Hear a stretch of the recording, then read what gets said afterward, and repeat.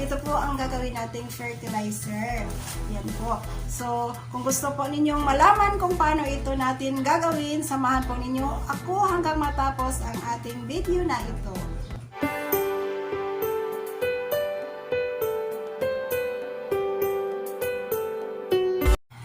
Hello, good afternoon. So for today po is, ang vlog natin is gagawa po tayo ng organic fertilizer.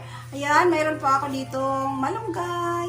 Ito po ang gagawin nating fertilizer sa ating mga tanim, sa ating garden. At kahit din sa ating mga halaman, pwede natin itong gamitin.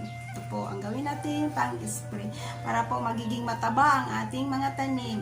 So guys, samahan niyo po ako kung gusto po niyo malaman itong klaseng pampataba sa ating mga tanim at pampabulaklak na din ito. Ito po yung mga ginagamit ko, kaya yung mga bulaklak natin is mataba, healthy at safe naman po kasi yan. Ito po, malunggay lang po. So, ayan, samahan po niyo ako guys hanggang matapos ang video po natin. Ang una po natin gagawin, himay-himayin muna natin itong malunggay na ito. Ayan, ganito lang po guys. Himay-himayin natin ito. Madali lang po ito guys. Kaya ayan, ganito lang po.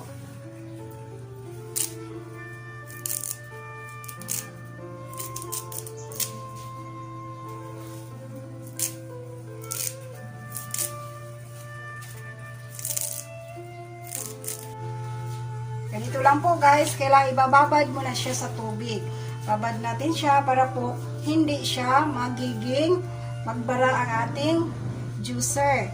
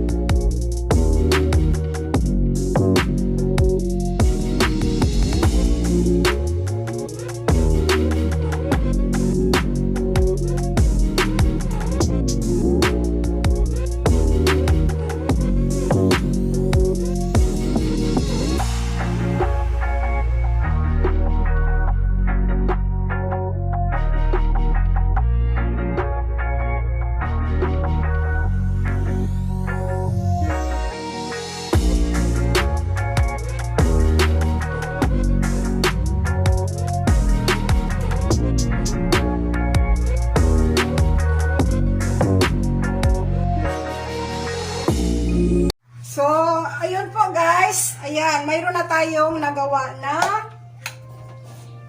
katas ng ating, ito po is pure talaga siya guys. Pure na katas ng ating malunggay.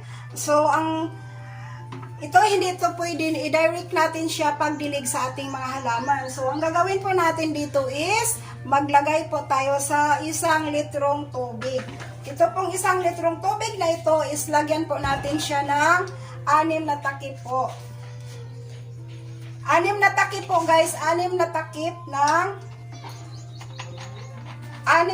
po ng ating ito. 6 na takip po dito, yan. Ito po guys, 6 na takip lang po. 1. Ayan. 1 2 3 4 5 6. Ayan. 6 na takip po ang pinaghalo natin sa 1 litrong tubig. So, ayan. Ito po. So, i-mix lang po natin guys. Ayan. Ito na yung ating ready to use na siya guys. Ayan. Ito na yung ilagay natin sa mga puno ng ating mga halaman. Ito po. Napakaganda po ito sa ating mga tanim, guys. So, ang ito pong matira, ito po is, hindi po to siya masisira. Ito, hindi ito masira, guys. Ano lang natin, pwede natin siya ilagay sa ating refrigerator. Ito, pwede po ilagay sa refrigerator. Pwede naman po dyan lang sa gilid. Pwede naman yun. Hindi man siya masisira. Ayan po. So, yun. Pakita ko sa inyo kung paano tayo magdilig. So, ayun, andi dito na tayo sa labas. Ilalagay na natin dito sa ating, mayroon kasi ako dito, guys, ito. Yan. Ilalagay ko siya dito. Ilalagay natin siya dito, guys, kasi ito po ang idilig natin. Mayroon na kasi ako na ginagawa, dagdagan na lang natin.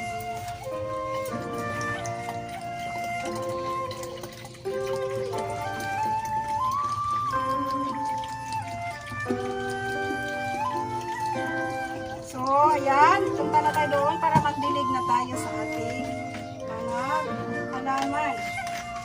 Itong ginawa po natin na fertilizer is napakaganda ito.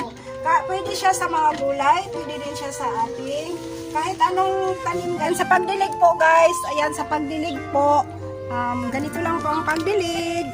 Diretso lang siya sa puno. Diretso lang natin siya sa puno. Ayan, ganito lang po. Walang problema ito kasi organic naman ito.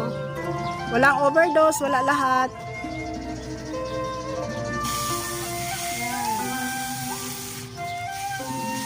Ganda ito sa ating lahat ng klaseng halaman, guys. Nakakatulong pa ito na mamulaklak at mangunod. Mangunod. Isa yung lako. Ayan.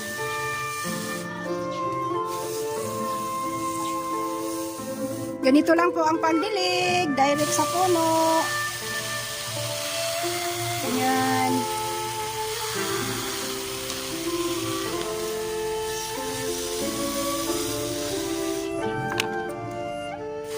Ito talaga is napakaganda itong ating yung malunggay fertilizer. Ito po yung tinatawag natin na Moringga Fertilizer. Ito po is napakabisa po ito sa ating mga tanim. Yun po.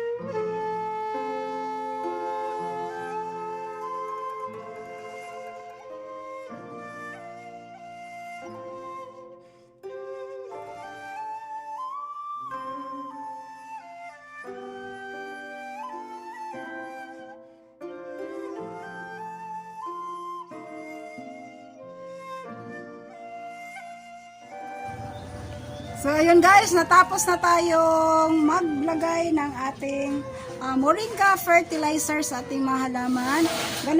Ganun lang po guys ang paglagay natin ng ating fertilizer. I-direct lang natin siya sa puno ng ating tanim para po mag-absorb doon yung vitamins na nanggagaling sa ating Moringga Fertilizer po.